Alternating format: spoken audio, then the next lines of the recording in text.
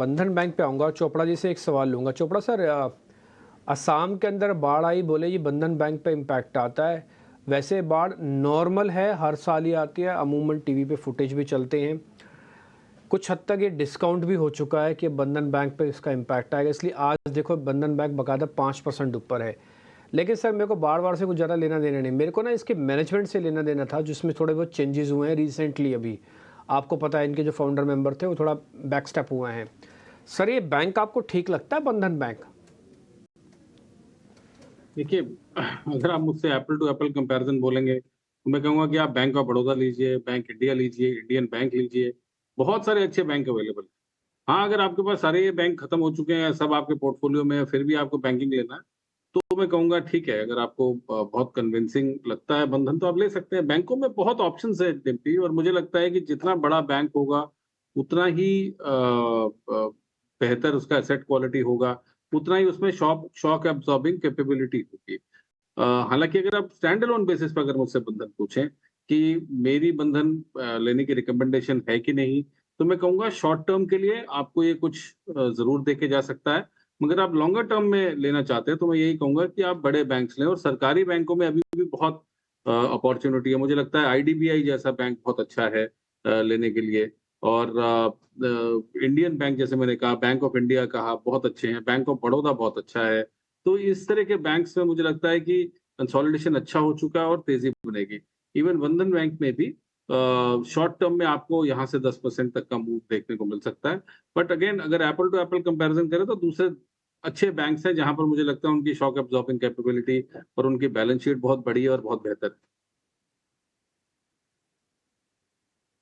Actually sir पता है मैंने आपसे क्यों क्वेश्चन पूछा था? एक्चुअली इनके जो फाउंडर मेंबर थे ना, मिस्टर घोष, उन्होंने रिज़ाइन दे दिया और उनका शायद टर्म 9 जुलाई को ख़त्म हो रहा है, आज 3 तारीख हो गई है।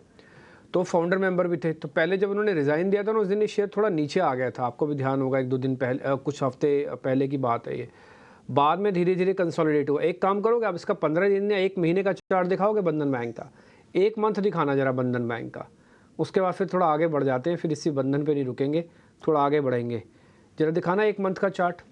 यस सर, ये जो हल्का वाला डिप आप देख रहे हो ना, स्टार्टिंग वाला, ये उसी मैनेजमेंट का डिप था, लेकिन उसके बाद कई बार ना मैनेजमेंट के एग्जिट से भी चीज़ें चल जाती हैं। जी एंटरटेनमेंट भी पेंडिंग है ऐसी कोई चीज़। मैं ये नहीं कह रहा कि मैनेजमेंट का एग्जिट होना चाहिए, बट मैनेजमेंट का बहुत बड़ा रोल है उसके ना चलने और उसके गिरने पे। आप भी जानते हैं, अच्छे से जानते हैं। विजय सर, जब बात छिड़ी है तो ज़रा जी एंटरटेनमेंट के बारे में बता दो। सब चल गए, ये नहीं चला, दिखाओ 1 महीने का चार्ट जी एंटरटेनमेंट का।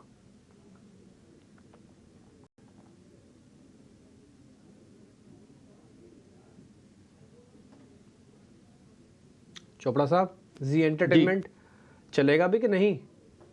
देखिए, जब तक इसमें कन्फ्यूजन रहेगी, जैसे आपने कहा कि मैनेजमेंट पुरानी है और उसमें कई काफ़ी डेट रिडन कंपनी है। सबसे पहले हमें ये समझना पड़ेगा कि इस कंपनी में प्रॉब्लम क्या है।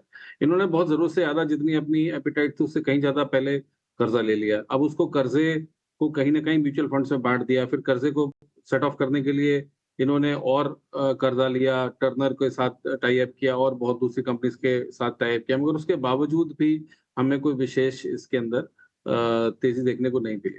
दूसरी बात, गोयनका साहब के साथ भी इश्यूज़ रहे हैं, उन्होंने भी ऑफ एंड ऑन काफ़ी ऐसे स्टेटमेंट्स दिए, और मुझे लगता है कि पॉलिटिकल इंटरफेरेंस भी रहा है इस कंपनी के अंदर। इस कारण से समहाउ मैं कंफर्टेबल रहा ही नहीं।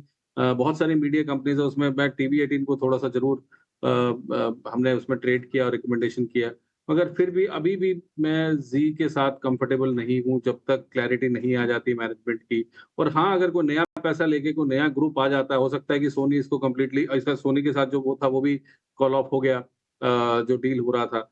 तो वो कॉल ऑफ होने का कारण ये है कि जो टर्म्स एंड कंडीशंस है, वो कहीं न कहीं एक टेबल पे बैठ के टर्म्स नहीं बन पाई होंगी, मैनेजमेंट की जो माँग होगी, वो पूरी नहीं कर पाई होंगी। तो इसके अंदर फ्रेश इन्फ्यूजन ऑफ कैपिटल चाहिए। नो डाउट ज़ी का बहुत बड़ा ब्रांड है, अभी भी लॉयल्टी है बहुत सारे चैनल्स की, और इसके लिए मुझे लगता है कि या तो कोई बहुत बड़ा ग्रुप आके इसको टेक ओवर कर ले, और नई मैनेजमेंट के साथ नई जान आएगी, नया खून आएगा इस कंपनी के अंदर, और फिर चलने के चांस है। अभी फिलहाल मैं बिल्कुल भी रिकमेंड नहीं करूंगा कि जी में पैसा डालना। ठीक है, अभी आप दूर रहिए।